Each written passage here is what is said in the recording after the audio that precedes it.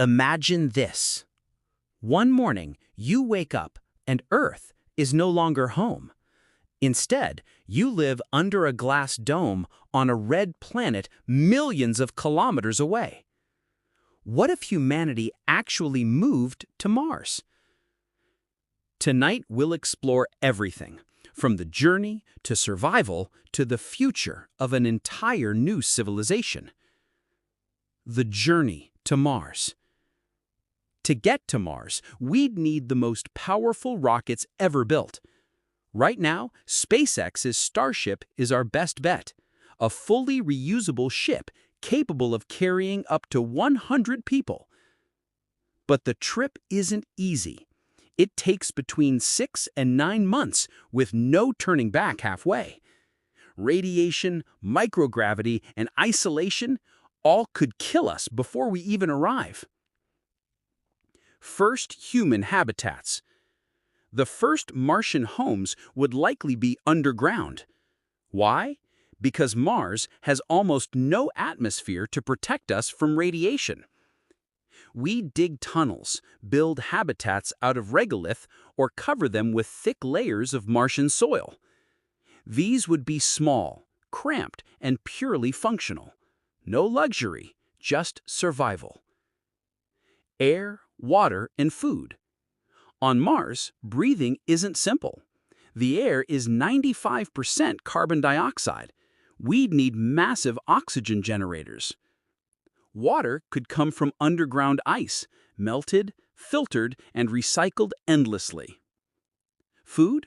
At first, shipments from Earth, but long-term, we'd grow crops in greenhouses using hydroponics and artificial light.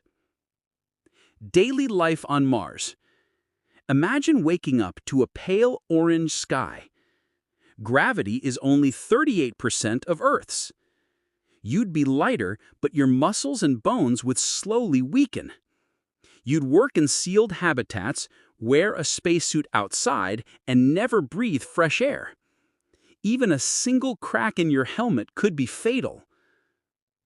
Social structure and government. Who would make the laws on Mars? Earth governments or a brand new Martian constitution? Some scientists believe Mars will eventually form its own independent government, a place where humanity starts fresh. But that could also mean conflict between Earth and its colony. Health challenges. Radiation could cause cancer. Microgravity could damage hearts and bones. Martian dust is toxic.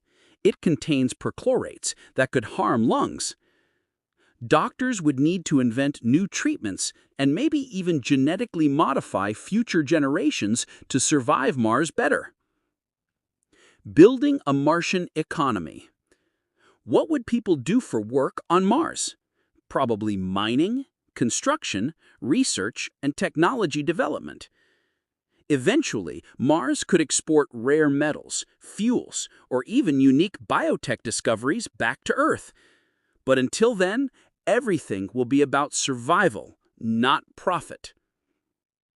Children of Mars. What happens when the first human baby is born on Mars?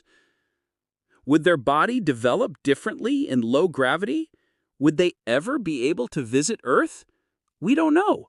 But they might become the first true Martians, adapted to a planet we were never meant to live on. Terraforming the planet. Could we make Mars more like Earth? Scientists have ideas, releasing greenhouse gases to warm the planet, melting the polar ice caps to create oceans, thickening the atmosphere until we can breathe without suits. But that could take centuries or even longer. We're talking about reshaping an entire planet.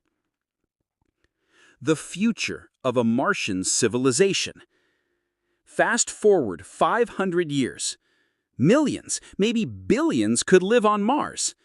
Cities under domes, mines deep underground, spaceports launching ships to Jupiter, Saturn, and beyond.